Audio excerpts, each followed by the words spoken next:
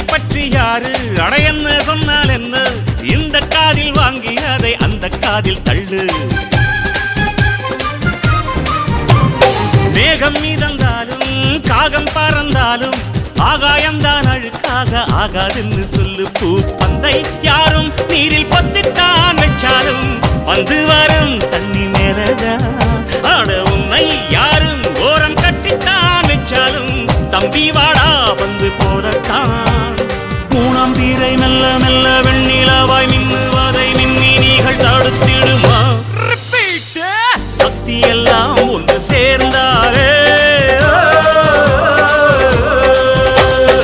சொர்க்கம் வரும்